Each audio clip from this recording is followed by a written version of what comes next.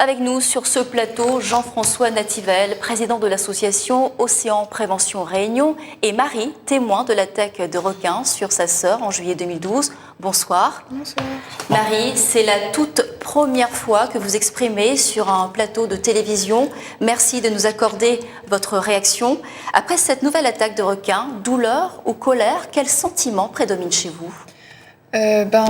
C'est partagé. Je ne sais pas vraiment lequel choisir entre les deux. C'est vraiment compliqué. Je pensais que Sarah avait vraiment sonné la sonnette d'alarme et qu'il n'y aurait plus d'attaque, que ce serait résolu tout de suite, qu'il n'y aurait plus de problème. Mais je vois que je me suis trompée et que ça a continué. Une sonnette d'alarme qui, selon vous, devrait alerter encore plus l'ensemble des autorités et l'ensemble des associations ? Oui, je pense que ça devrait encore plus les alerter parce que ça devrait changer les choses. Avant, c'était que les attaques se produisaient que sur des surfeurs, mais maintenant, ça se passe sur des baigneurs, des baigneuses. C'est la deuxième attaque sur une baigneuse après justement cette attaque sur votre sœur, Sarah, en baie de Saint-Paul en 2013. Les baigneurs doivent-ils craindre pour leur sécurité selon vous ? Franchement, sur cette question, je ne sais pas trop, mais je pense que en ce moment, moi, j'irai pas trop dans l'eau.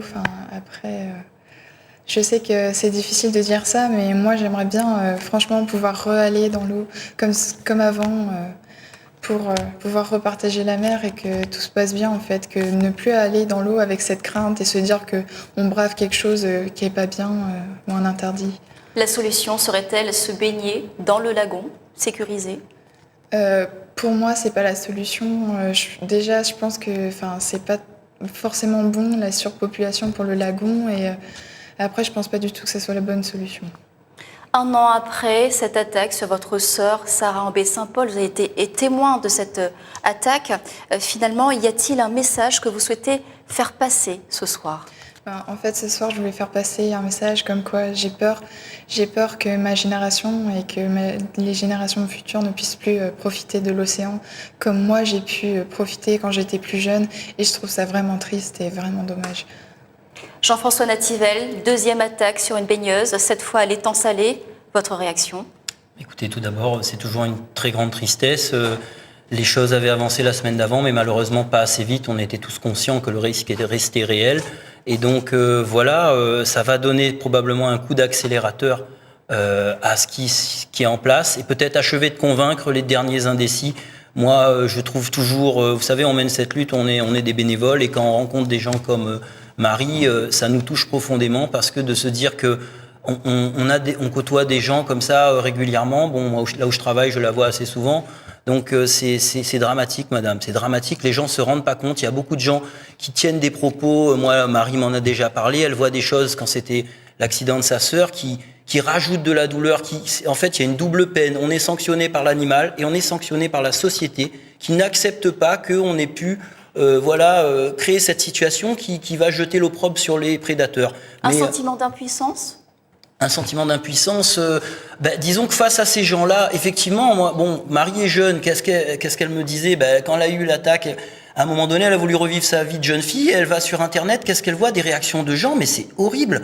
Les bras nous en tombent. Vous avez des réactions, et c'est vraiment des gens qui ont un problème quelque part, parce que vous n'êtes pas sans savoir que il y a des gens qui sont des obsessionnels du conflit, qui sont derrière leur écran et qui passent leur temps à dire des méchancetés. Après, nous, ce qu'on souhaite, c'est que les gens prennent conscience aussi que les attaques peuvent toucher des baigneurs. On a encore l'exemple tragique. Et puis on aimerait que la Réunion soit vraiment le plus digne possible, sachant que là, on a été confronté à vraiment beaucoup de choses. Vous parliez de méchanceté à l'instant. Marie, comment avez-vous géré ? Est-ce que vous avez été victime de ces méchancetés ? Face à face avec des gens de mon collège, pas du tout, mais franchement sur Internet, moi et ma famille, on a eu beaucoup de problèmes, des gens qui nous agressaient, comme quoi c'était de la photo parents, c'était de la photo fille, qu'elles n'avaient pas le droit d'être là, comme quoi on faisait quelque chose qui était totalement interdit. Et franchement, je suis allée sur les réseaux sociaux, même pas 2-3 jours après l'attaque, et j'étais pas du tout remise de choc, ça allait pas. Et déjà de voir ça sur les réseaux sociaux, il y avait personne, ou presque pas, qui était là avec moi pour me dire oui, j'espère que ça va aller. Il y avait la plupart des gens étaient là pour dire oui, mais franchement c'est de leur faute, elles n'avaient pas à se baigner là. Et ça, franchement, moi, ça m'a pas plu. Enfin, ça m'a fait mal, quoi. Et l'impact est encore très vif, on le ressent. Merci Marie d'avoir réagi en direct sur Antenne Réunion.